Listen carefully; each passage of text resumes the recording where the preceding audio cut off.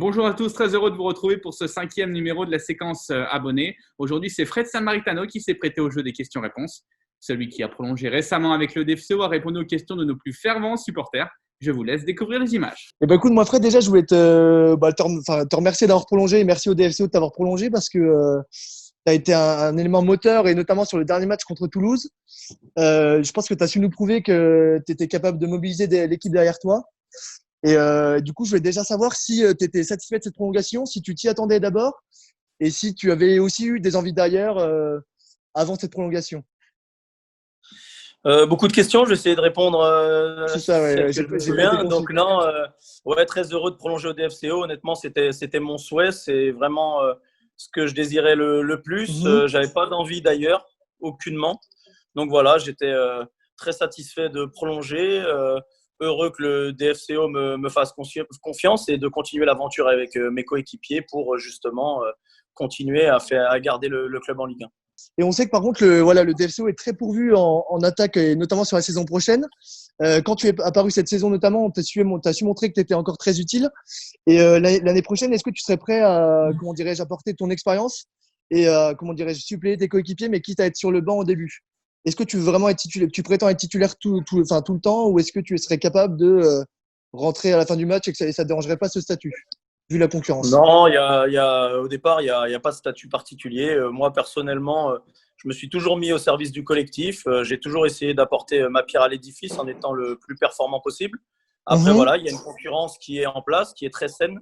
Voilà, le coach fait les choix. Nous, on est là pour respecter ses choix. Et moi, je vais essayer d'apporter mon expérience, mon vécu, mes qualités techniques. Honnêtement, je pense avoir un profil différent de ceux présents en attaque. Moi, maintenant, je déstabilise un peu moins par le dribble, mais davantage par la passe. Donc voilà, j'essaye d'apporter ce que je sais faire lorsque le coach me fait jouer. Et puis voilà, essayer d'être décisif aussi. Et puis surtout prendre du plaisir avec mes coéquipiers.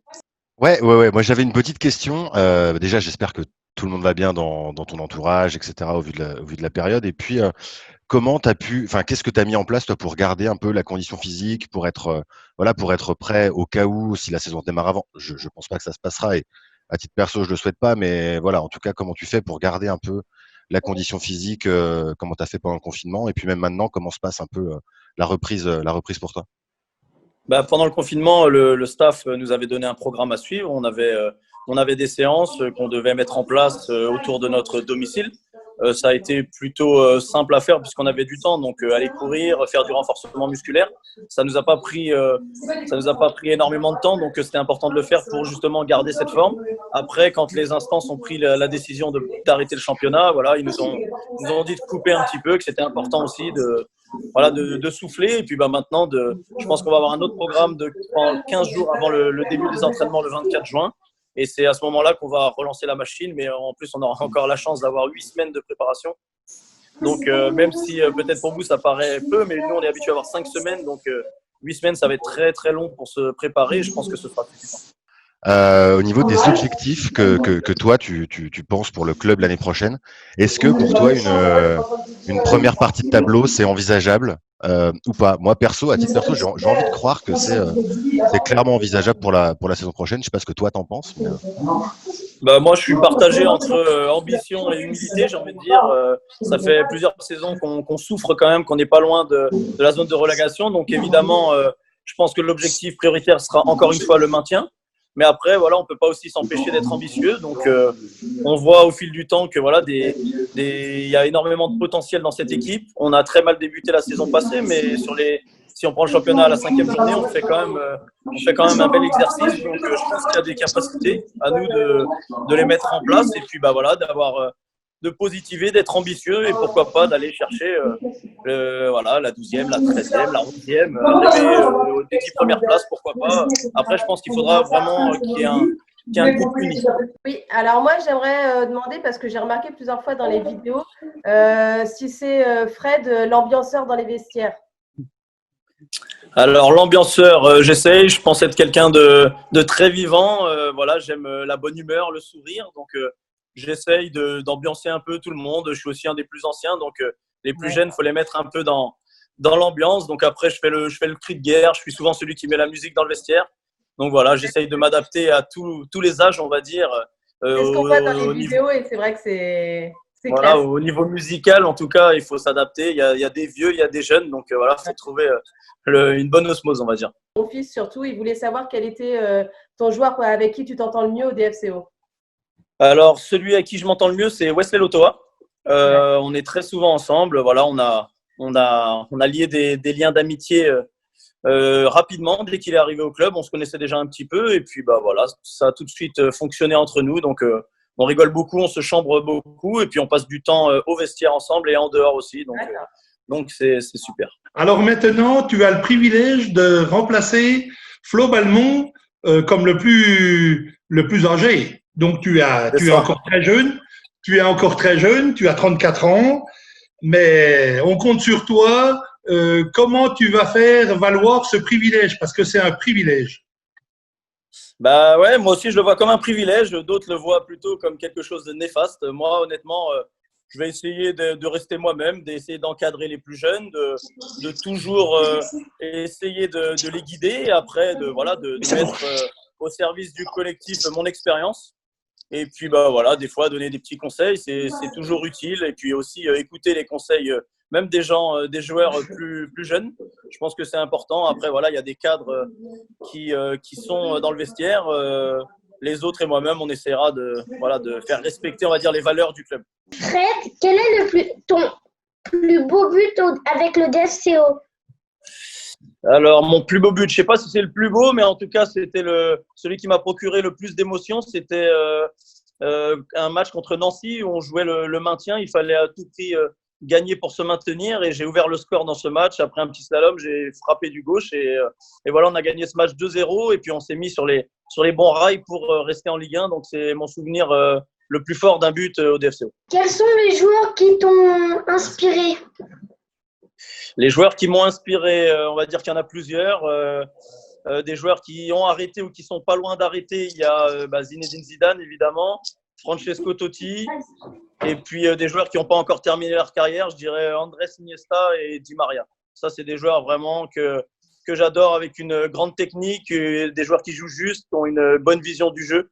C'est vraiment le genre de joueur que j'affectionne. On a vu que tu as retrouvé plus de temps de jeu en 2019-2020. Quel travail tu as effectué spécifiquement pour peut-être réduire les blessures ces derniers temps? Au début 2019, j'ai été pas mal blessé. Après, voilà, j'ai continué à travailler. On a mis du renforcement en place par rapport à mon genou et par rapport à mes mollets qui lâchaient de temps en temps avec le staff technique et le staff médical. J'ai essayé de travailler le plus fort que je pouvais pour pouvoir enchaîner. Et puis, ça a été le cas. Et puis, le coach m'a fait confiance, m'a fait jouer. Donc, voilà, dans la tête, je me sentais bien, en confiance. Donc, c'est toujours plus facile pour être performant. Oui, du coup, Jacques, justement, tout à l'heure, disait que tu étais maintenant le plus âgé dans le vestiaire. Est-ce que tu te sentirais une âme de capitaine vraiment au long cours? Est-ce que tu te sentirais cette responsabilité au quotidien, tout le long de la saison, on va dire? Et puis, du coup, une deuxième question. Tu parlais de Di Maria, qui était un des joueurs qui t'inspirait.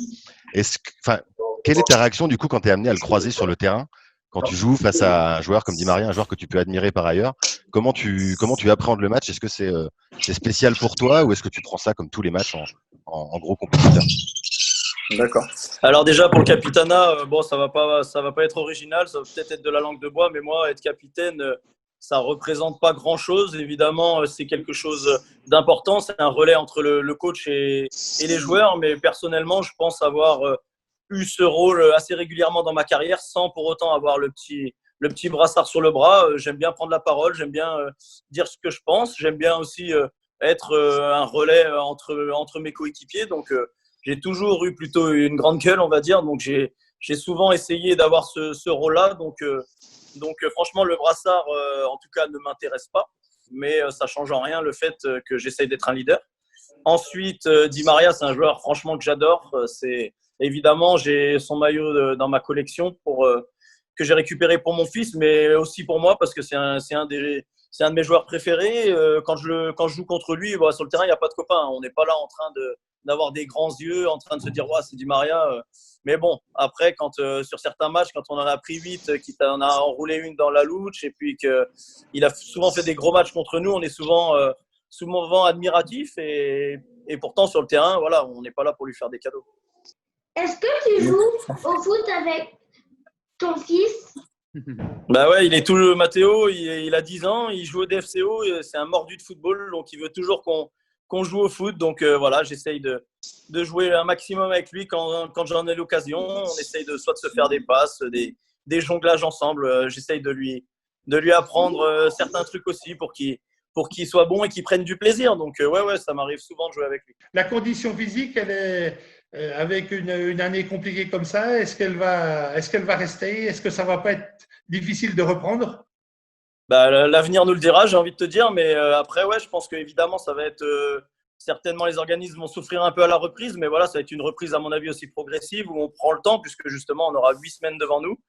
Réhabituer les organismes à l'effort et puis aussi vraiment faire très attention, que ce soit le sommeil, la nourriture, voilà, bien s'hydrater et puis voilà, être sérieux pour justement éviter les blessures.